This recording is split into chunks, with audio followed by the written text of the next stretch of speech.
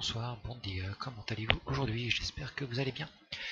Dans notre série sur les cuirassés japonais, nous passons aujourd'hui au tier 5, le Congo. Alors, vous m'excuserez évidemment de n'avoir qu'un l'ARP Congo, qui est donc un navire promotionnel que nous avons reçu il y a déjà quelques temps dans un partenariat. Voilà, je n'ai plus le Congo tel quel, puisqu'en fait celui-là était à gagner. Donc voilà, j'ai préféré écarter celui-là et en fait échanger l'autre. Voilà.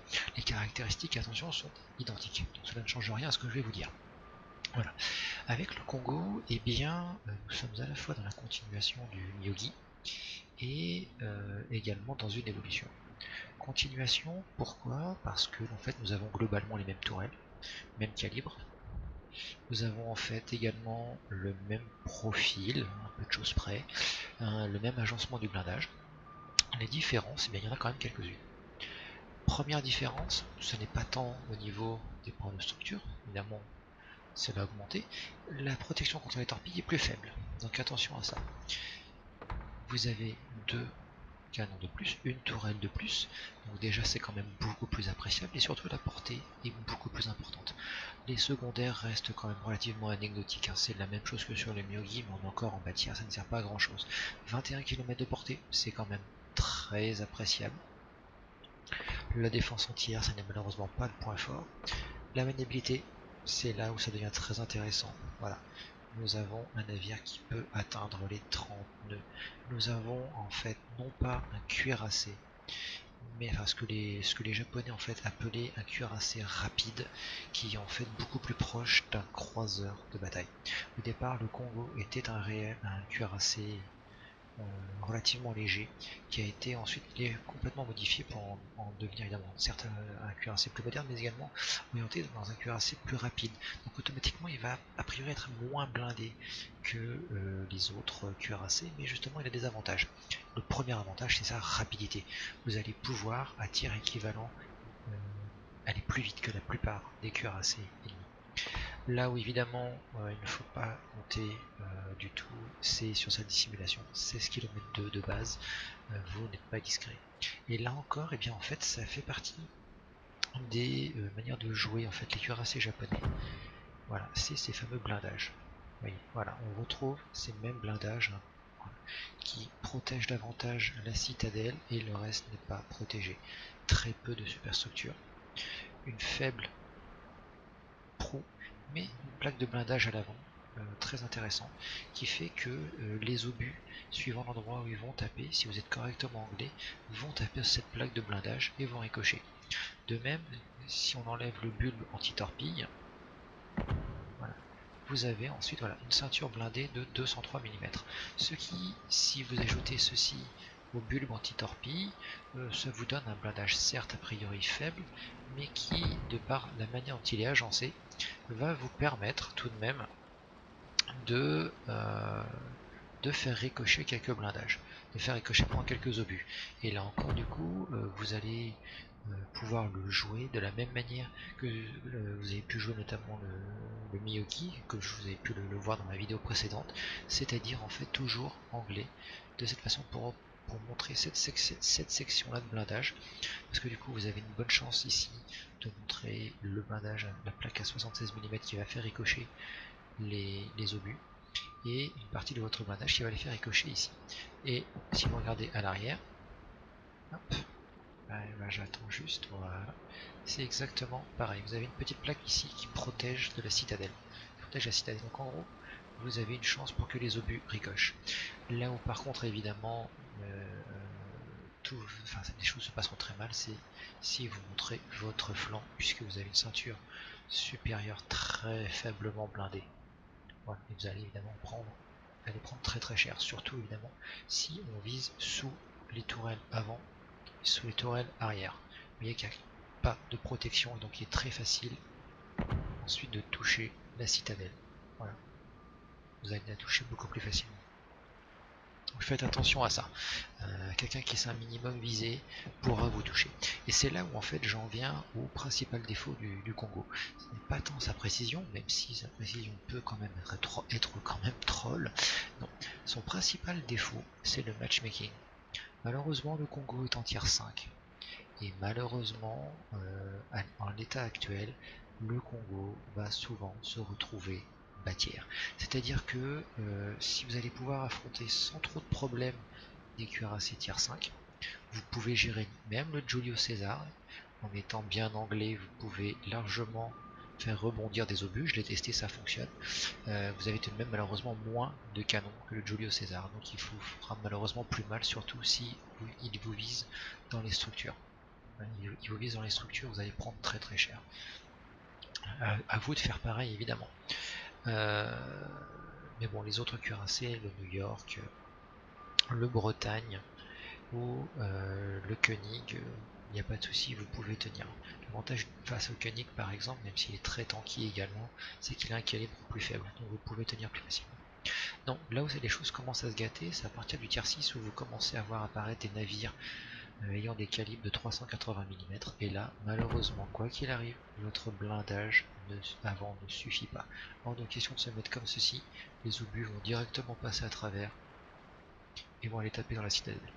Il faut réellement offrir le meilleur angle de blindage et ne pas hésiter à louvoyer, même voilà, dans ce sens-là, soit évidemment dans l'autre sens, hein, en fuyant, bien sûr, en fuite, pour éviter de se faire toucher au maximum, car heureusement la précision, à part pour le Warspite, n'est pas exceptionnelle pour les tier 6.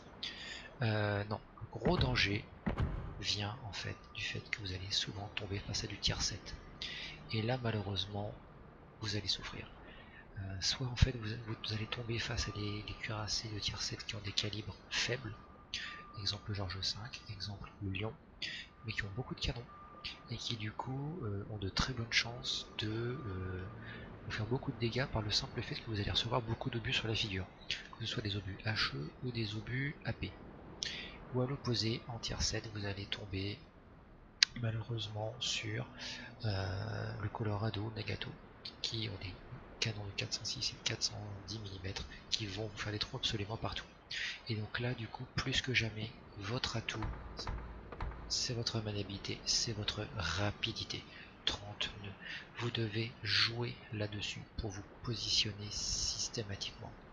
Choisir vos cibles, les engager du coup, alors je vais pas dire qu'il faut les engager à 16 km, mais suivant en fait le cuirassé que vous allez avoir en face de vous, il est inutile évidemment de tirer à 21 km. Vous ne toucherez pas. Vous êtes un tier 5, avec 8 canons. Peu de chance pour que ça touche. Ça peut toucher, mais il y a peu de chance. Non, il faut profiter et justement utiliser votre dissimulation pour engager le combat à 16 km. Et je dirais jusqu'à 12 km maximum. 12 km pourquoi? Parce que en deçà, le Lion devient très précis, le Gneisno devient très précis, le George V, un petit peu trollé également. Donc voilà, à moins de 12 km, vous êtes en danger face au tier 7. Au-delà de 12 km, vous avez une chance de vous en sortir, surtout si vous n'hésitez pas à gigoter et à fuir, en fait, à faire du kite. Voilà. En fait, l'avantage du Congo, c'est que vous allez pouvoir choisir vos combats. Si les combats se présentent bien, vous pouvez y aller, pas de problème. L'angle des tourelles en plus est tout à fait correct, du fait qu'elles sont suffisamment écartées après à l'arrière. L'angle ici de cette tourelle là est très très bon par exemple. À l'opposé, voilà, si les choses se déroulent mal, vous pouvez toujours fuir. Voilà, tout simplement. Donc faites bien attention à ça. Vous avez des bons avantages, notamment sur votre maniabilité. Mais évidemment, le matchmaking fait que très souvent, vous devrez souvent vous fier à votre équipe et en fait aller finalement avoir un rôle de soutien. Vous ne pouvez pas, si vous êtes bâtière, foncer droit devant. Vous ne tiendrez pas. Vous devez offrir un support aux autres cuirassés de rang supérieur.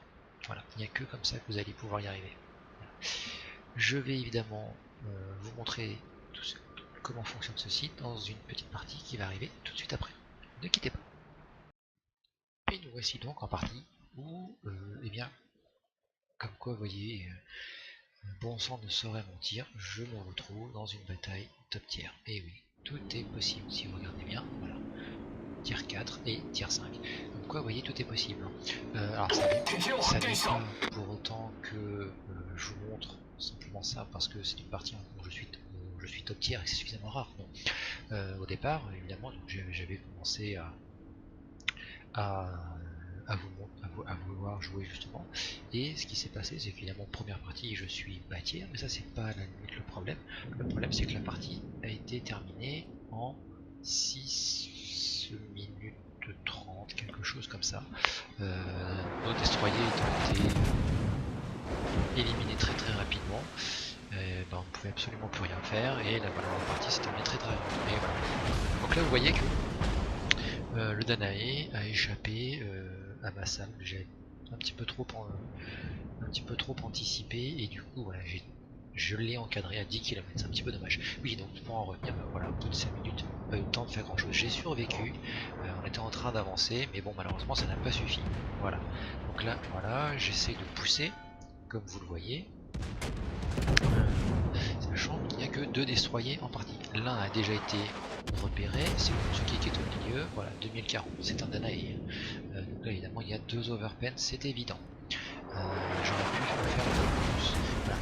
On a vu qu'ici le calibre du Koenig faisait que les obus avaient ricoché. C'est là où c'est intéressant. A priori, le destroyer n'est pas là puisque ça ne capte pas. Et en face, du coup, eh bien, il y a un Congo et un Koenig ainsi qu'un Danae.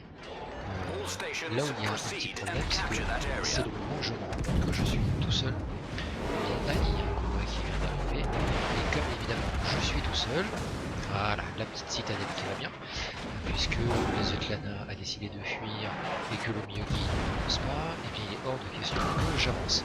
Et du coup, eh bien, puisqu'il y a 3 navires possibles, 4 navires maintenant, ben voilà, je me mets donc en position de kite, je vais donc absorber les dégâts adverses sans qu'ils puissent me faire réellement de dégâts. Donc évidemment, j'essaie de continuer à cibler le Danae, pour voir si ça va suffire. Est-ce que j'ai touché? Non, je n'ai pas touché. Dommage. Mais voilà, pour le moment, je continue. Le Danae, en tout cas, s'est enfui. Et voilà. J'ai déjà encaissé 648 000 de dégâts. Le Kuma, j'ai tiré dessus à la paix. J'aurais mieux fait de tirer à la hache. Le Kuma est tellement peu blindé. Je risque de pas faire grand chose. Ah, par contre, un Congo pratiquement onside. Pardon, excusez-moi. 4000. Une pénétration de leur peine. Donc voilà, là voilà, je suis en train, bah oui, de fuir en kite. 2 navires me ciblent, 2 navires me tirent dessus. Le but est d'attirer les tirs sur moi tout en continuant à tirer sur l'adversaire. Et clairement, ce sont les 2 cuirassés qui tirent sur moi. Donc j'en profite. Clairement. Pendant ce temps, un croiseur a été éliminé de chaque côté. Très bien. Voilà, de pénétration, 6000 de dégâts, donc on est à 26 000. Bon, c'est pas non plus encore fameux, mais voilà, c'est déjà 5 minutes que la partie a commencé. Voilà. Et ici, hop, je commence à remonter, toujours en évitant évidemment de montrer trop de flanc, pour essayer évidemment de retrouver mes camarades qui sont au milieu. Nous avons 2 caps, et l'adversaire n'en a aucune. Nous sommes donc en train d'avoir un avantage, et là le Congo fait une énorme erreur. Normalement je devrais être puni. 3000. Dommage. Là j'aurais dû faire un petit peu plus. Tant pis. Je pense que là il devrait y passer avec le Miyogi à côté. Non. Voilà. Et donc là en fait là où ça devient intéressant, si vous regardez bien, c'est que le Congo est en train de fuir. Le Kuma n'avance pas. Il n'est plus visible, donc il est complètement arrêté de tirer. Et le Koenig, eh bien, avance. Donc ce qui fait qu'en gros il n'y a plus qu'une seule menace, c'est le Koenig et potentiellement le combat. Donc je suis en train de revenir vers le combat, puisque regardez, le Koenig est à nouveau là. Voilà, donc là évidemment je repars à l'assaut.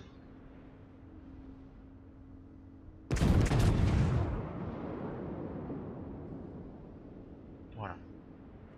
Je profite de ma manœuvrabilité et là évidemment j'ai. Là j'ai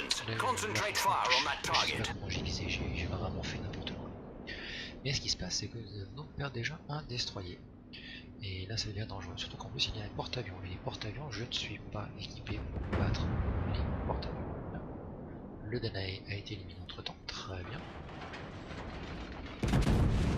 Allez, il y a peut-être temps quand même de s'en occuper maintenant. Là je dois quand même faire attention au Kuma qui a des torpilles, évidemment.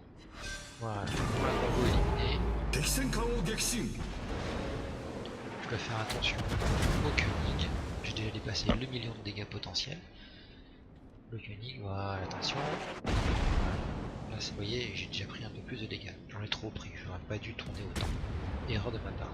Là, je vais tirer sur le Kuma pour essayer de le décaper. Mais là, malheureusement, voilà. 2 overheads, c'est un Kuma. Donc petit conseil, quand vous êtes un cuirassé, sérieusement le Tenryu, le Kuma, tirez dessus à la hache. Ils sont tellement fragiles que vous leur ferez bien plus de dégâts comme ça.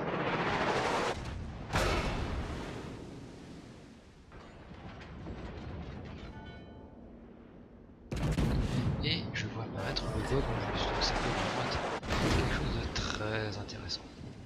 Et voilà, mais à nouveau des overpen. 38 000 de dégâts. C'est pas extraordinaire. Ouais. Allez, cette fois on fonce maintenant sur le Koenig, puisqu'on maintenant on a un avantage quand même. Le problème c'est que notre flanc droit c'est complètement effondré. Leur flanc droit eux est en train de s'effondrer. Voilà, bon dommage de ricochet. Donc ça, là voilà, là il va vraiment falloir faire très attention. On a un Mutsuki qui est dans sa smoke, on a un Myogi chez nous qui est complètement imprudent, c'est n'importe quoi ce qu'il en fait. Du coup il est hors de question que moi je fonce sur le Mutsuki. Surtout qu'en plus le bug qui est à proximité peut tout à fait nous embêter avec ses avions. Donc vraiment faut faire attention, voilà. Contrairement au Myogi, je n'avance pas parce que je me doute bien qu'il y aura des torpilles qui vont arriver. Ici le CV adverse qui fonce 1, 2, 3, 4, 5, 6, voilà, sur la Duke, qui l'a fait tourner au début, et voilà les torpilles qui arrivent. Donc on a le Wyoming de l'autre côté, complètement à l'arrêt, j'en profite. On va perdre normalement, voilà, on a perdu le Myogi, donc là malheureusement voilà, on avait un avantage, on l'a complètement perdu. On est en train de se faire complètement rouler dessus, et j'ai fait quelques dégâts sur le Wyoming.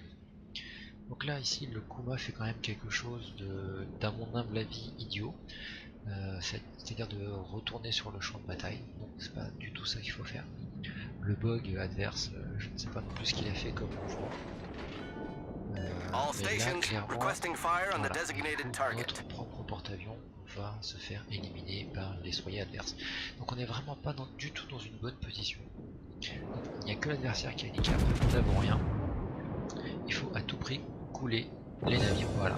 Et là où en fait vous avez vu la différence pour le Kuma, c'est que il n'était pas de flanc. Il était donc légèrement anglais par rapport à moi, ce qui fait qu'en fait mes obus avaient davantage de blindage. Mes obus ont eu le temps de s'amorcer et c'est passé directement dans la citadelle. Donc là clairement il était dans la position idéale pour moi. Voilà, le bug a disparu, très bien. Moi il est hors de question que j'aille sur A, je vais immédiatement sur B, ou du moins essayer d'aller aider face au combo, pas au Koenig et au Kuma adverse. Et j'ai vraiment réussi à toucher le Kuma à 18 km, comme quoi vous voyez tout est possible.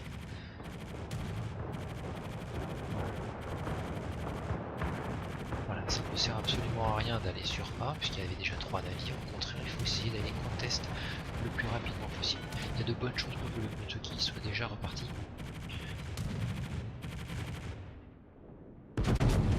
On va continuer à avancer.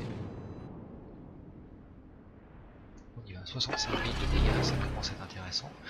Ici j'ai lancé donc mon avion de reconnaissance pour essayer en fait tout simplement de voir s'il n'y aurait pas des torpilles qui seraient lâchées. Voilà. Ça me donnera une indication sur l'endroit où est le Mutsuki, tout simplement, si jamais j'arrive à spotter ces torpilles. Et notre porte-avions a été coulé. Le Wyoming a décidé de se réveiller. Donc la situation devient très dangereuse. On a certes un léger avantage en termes de navire. Voilà, bon, on a trouvé le Mutsuki, il est là. Mais regardez bien. Isokazé, très mauvaise posture. Dugi 3, Svetlana, très mauvaise posture. Même moi, je ne fais pas non plus très fier. Alors pourquoi je suis à la chaux? Tout simplement parce que je pensais qu'il y avait Mutsuki. Mais aussi, si vous regardez bien, voilà, en plus j'en profite pour déclencher un incendie. Voilà. Tout simplement parce que le Wyoming ne me présentait pas une position intéressante. Mes obus de 356 n'auraient pas forcément fait beaucoup de dégâts. Donc là je suis en train de fuir par rapport au Wyoming qui est toujours en train de me viser. Je vais essayer d'attraper le combat. Je suis repassé à la paix, on sait jamais. Voilà, parce que tout le temps il a été coulé. Voilà, notre du Guet 3 a été coulé. Donc là vous voyez la situation est quand même très délicate. Ils ont 2 destroyers, nous n'en avons plus qu'un seul. Heureusement que le Shenyang est encore repéré. Donc là j'essaie de viser au niveau de ces tourelles. C'est-à-dire que normalement les obus doivent partir sur ces tourelles. Voilà. Ouf, le Svetlana qui va y passer normalement. Heureusement que le Koenig est en mauvaise posture. J'ai vu le Shenyang qui se smoquait. Ça peut être... voilà. Et alors là évidemment ce que je fais c'est absolument absurde. C'est vraiment absurde. Donc là pareil, je vise encore les tourelles du Koenig. Voilà, tout simplement, eh bien, je fonce sur le Shenyang. Voilà. Allez, on commence à nettoyer le tout. Voilà, donc là normalement, enfin, c'est quelque chose qu'on ne fait pas. Clairement. Voilà, mais j'ai déjà chargé la cheveux. Si je fais ça, c'est simple. C'est pour en fait forcer le Shenyang à sortir. Voilà. Puisqu'à un moment, je suis plus visible, je vais monter là-dessus. Et du coup, en fait, le Shenyang va devoir sortir. C'est extrêmement dangereux puisqu'il va me lâcher ses torpilles. Mais je compte un petit peu là-dessus en fait. Puisque notre Isokazé devrait pouvoir gérer le Wyoming de l'autre côté. La question c'est est-ce que moi je suis capable de gérer le Shenyang? Normalement, avec mes obus HE à cette distance là, je dois lui faire mal. Je suis repéré, donc je bouge légèrement mes canons.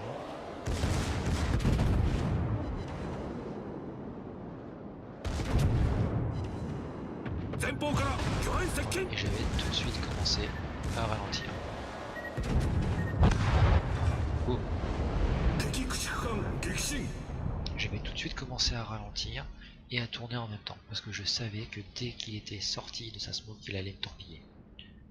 Donc, en faisant ça, j'ai éliminé un rack. Comme vous l'avez vu, en plus j'en ai profité pour lui abîmer l'autre rack. Sans ça, évidemment, j'étais mort. C'est de la folie, évidemment, ce que j'ai fait. Le Mutsuki adverse, de toute façon, a fui. J'ai chargé la paix en attendant. Et on y va. Je dois pouvoir faire quelque chose sur un lot Wyoming qui est en train de ne pas me regarder. 1020, évidemment 10 km. J'ai pas eu de chance. 3 obus qui ont touché sur lui. Attention, le pourcentage de hit est tout à fait correct. Hein. Voilà. Le pourcentage de hit est tout à fait correct. En général, un cuirassé c'est 30% de hit.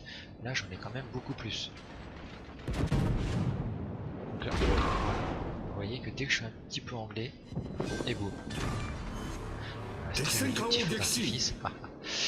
Voilà, j'ai été suffisamment anglais, donc là voilà, le Mutsuki ça ne sert à rien, je n'arriverai pas à l'atteindre. Voilà, donc même si j'ai a priori je n'ai pas forcément beaucoup avancé, parce que je suis resté, en fait je suis revenu à mon point de départ, hein, tout simplement. Voilà, je suis revenu à mon point de départ. Là, finalement, je suis allé quasiment sur A, j'ai été à la défense de A, à la prise de A, puis sur B et à l'élimination de tous les navires qui étaient de l'autre côté.